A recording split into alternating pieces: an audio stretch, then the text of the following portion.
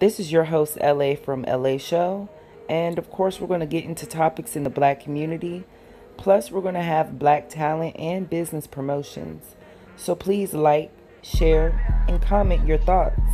Also, subscribe to the channel for more stories in our community. Thanks. It's Lexi. Hey, what's up, you guys? I am back with the part 2 for When They See Us.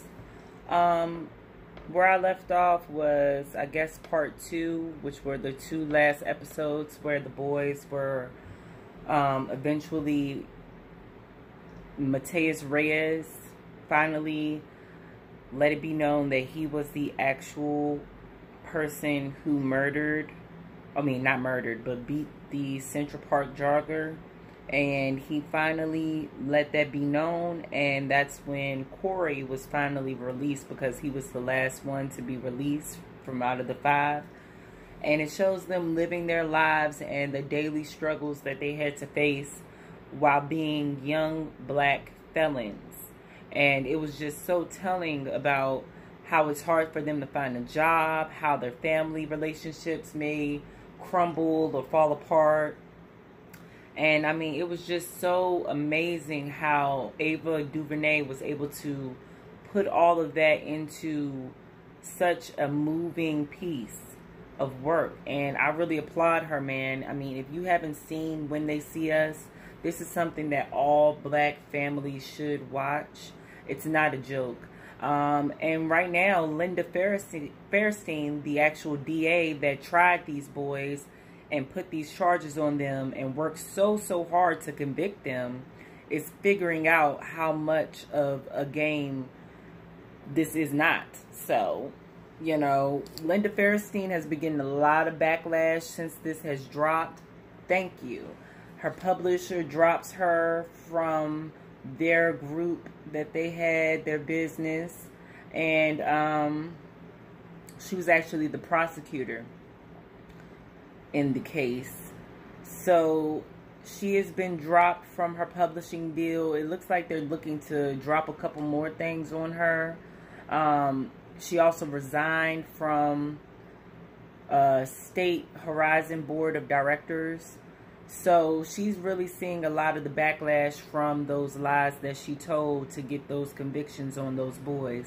And it's really telling how the justice system, it can really work against us if we're not prepared and know our laws, because the only person that really got away was Yusuf from the questioning, only because his mother was able to come in and stop it and shut it down because she knew her rights. And that was only 1 out of the 5 boys. So imagine in America how much that percentage really does take effect, you know, because we don't know our rights as citizens. And some of us, we just won't have any rights, because that's just how a police officer wakes up in the morning and feels. We won't have any rights if they feel as though we shouldn't. So I just want you guys to understand that Michael B. Jordan just awarded these men with a Courage Award, which it really does mean a lot, because these men showed a lot of courage when all odds were stacked against them. And just imagine how many of our black boys have to feel like that on a daily basis in America. I just want to say, Ava, you really opened the door and really opened a very valid discussion that needs to take place. I'm sorry if I dropped a couple of spoilers in this video. I really was trying not to, but I'm sure that a lot of people have caught on to the movie, and hopefully they were able to watch it. So I hope you guys got a good look at it, got to talk to your kids about it, maybe watch it with your children. I'm going to watch it with my son. And, you know, let's just keep this dialogue flowing. These things happen way too often, and we have to keep our eyes open. So thank you guys so much for just rocking with me, being patient with me, understanding. And please, you know, like, share, and comment, of course.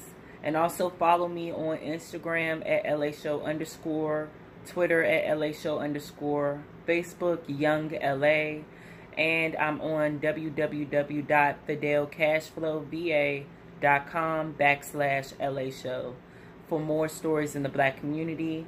I'm currently working on an update in the Malia Davis case as well, so please stay tuned for that. And thank you so much.